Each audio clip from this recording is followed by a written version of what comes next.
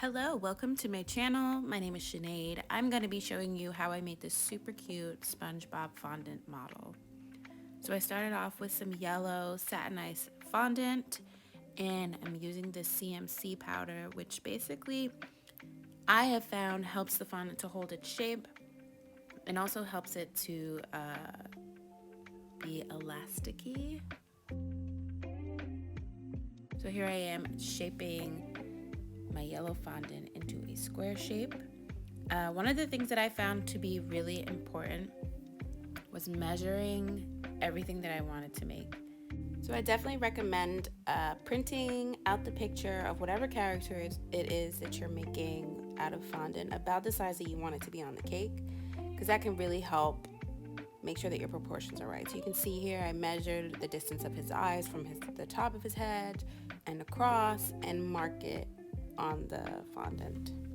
Here I am using my ball tool, which was really helpful to create little indentations for where his eyes were going.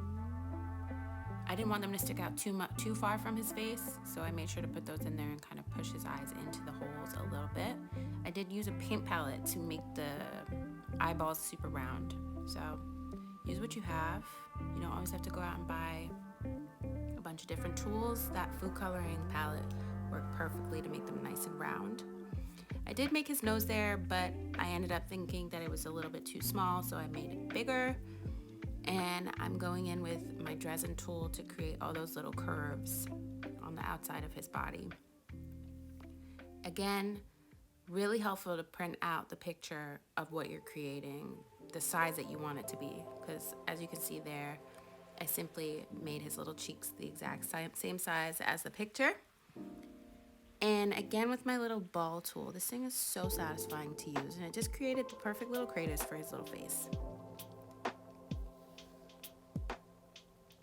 The Dresden tool ended up being better than the ball tool to create the curves on the outside of his body.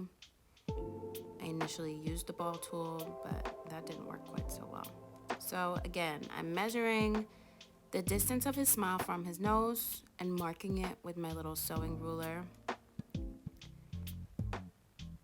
and using the Dresden tool to kind of create an indentation of where it's gonna go. Again, I measured his teeth. Not precisely, just, giving me a roundabout reference of how big I want them to be. And for everything that I'm sticking on, I'm using water. Except for the bigger pieces, I do end up using edible glue. I just felt like it was a little sturdier.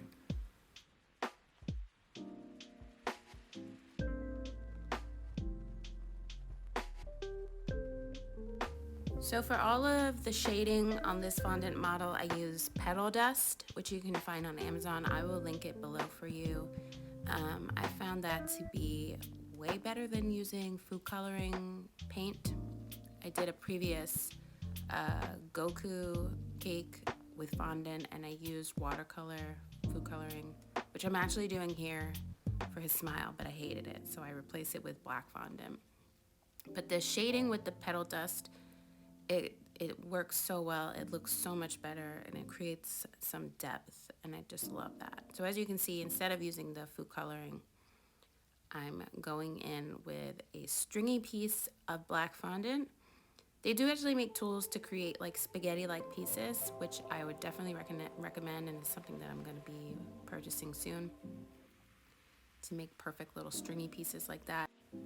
Now I am going in with that green petal dust in his little face craters. As you can see on the picture, he has those little green spots, and I just feel like it's really coming to life now. Adding that shading is so important. I've seen a lot of people that make fondant models making them without the shading, and it just creates a really flat looking character. You gotta add the shading, guys. I'm not a pro, but I'm just saying, add some shading to your models, please. Thank you, bye. So as you can see, I went in with the ball tool to create those little dots on his cheeks. I don't know what those are, actually, but I put them on there, and now I'm adding some red petal dust to his cheeks for the blush. Excuse how dirty my hands have gotten. It's obviously from all the food coloring. And if you add a little bit too much, it is pretty hard to get off. So, use the petal dust sparingly. But I did use a Q-tip to just wipe off the excess when I felt like I used too much. You could also put a little dab of alcohol on a Q-tip and wipe it off.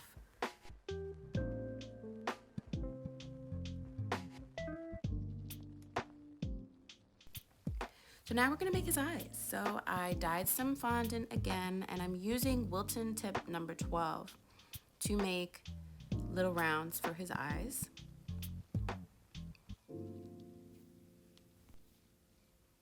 And I'm gonna use a Wilton tip number 7 to make his pupils. So it's just slightly smaller. And I did cut out more than I needed because I was rushing and I probably could have let each piece dry, but I knew that I wasn't gonna do that. So I cut out extra just in case I messed them up. Squish them a little bit while they were still soft. And I use a palette knife to pick those up. And again with the ball tool, just so that they're a little bit more flush, and I put a little bit of water in there to help them stick.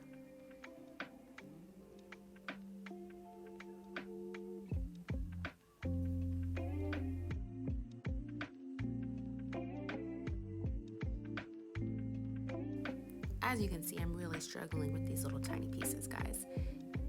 This is one of the reasons why I'm not wearing gloves. I used to watch videos of people making fondant characters and decorations for their cakes, and they weren't wearing gloves. I'm like, why are they not wearing gloves? Like, this seems kind of gross. My hands are clean constantly washing my hands, but wearing the gloves while you're working with these kinds of things makes it so much harder to handle. So do not recommend. Keep your hands clean. And as you may have noticed, I used edible glue to stick those little pieces on. I used a tiny bit on the end of a little toothpick, a little cocktail stick, whatever you want to call it, so that I didn't use too much glue and so that it wouldn't be like seeping out and make the whole fondant model look totally messy.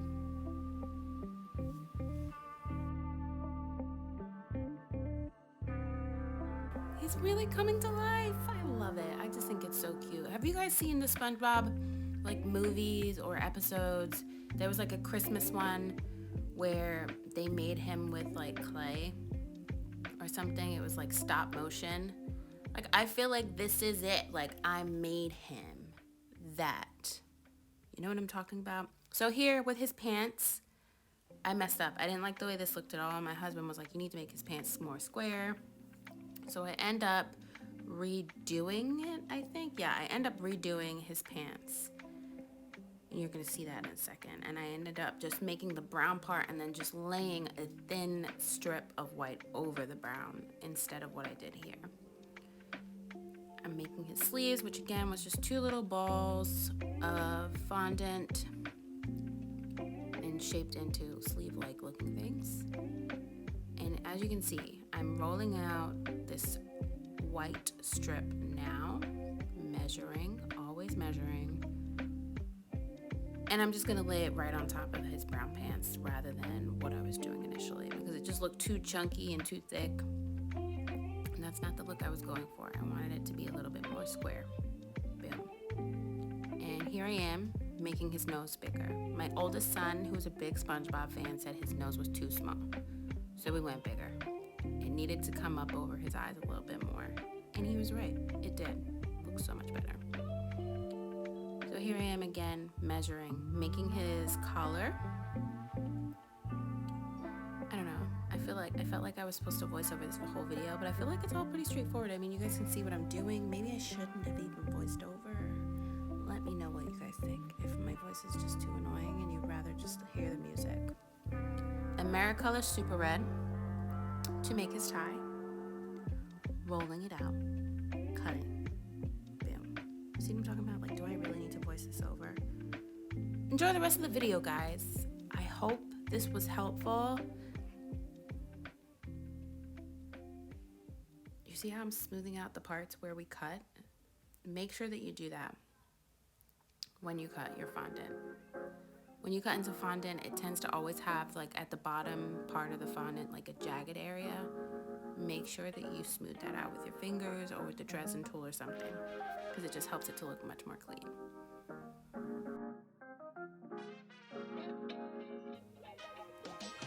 Here I realized that he was a little crooked, so I'm just cutting out a little chunk right there so that it was a little bit more level and so that his body would sit more flush on his pants.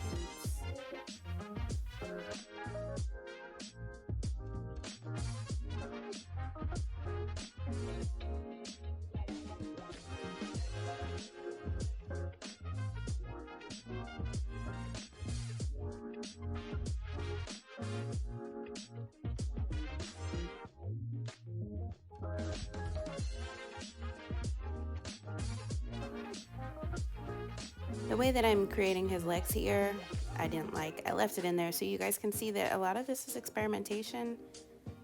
If it doesn't work, it doesn't work. If I don't like the way it looks, then I'm going to change it.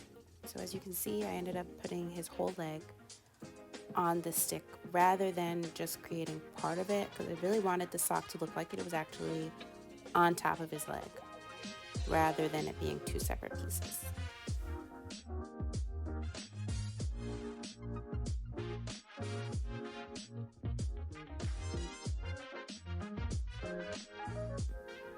For the hands, you gotta have patience. Okay, the first hand that I made, it actually came out pretty well.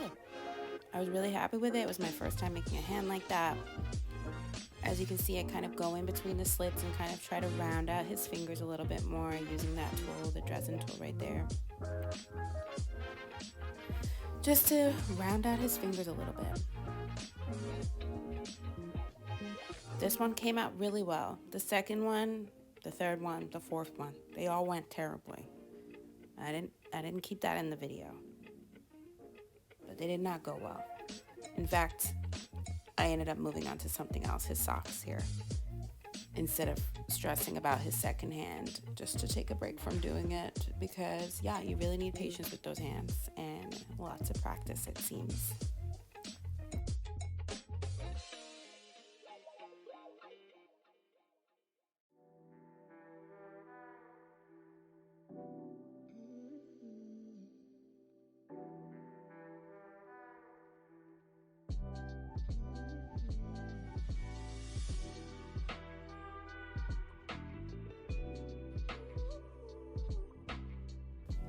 For the red and blue on his socks, I just use a little bit of food coloring and Everclear alcohol. Just mix it up and it creates a perfect little paint.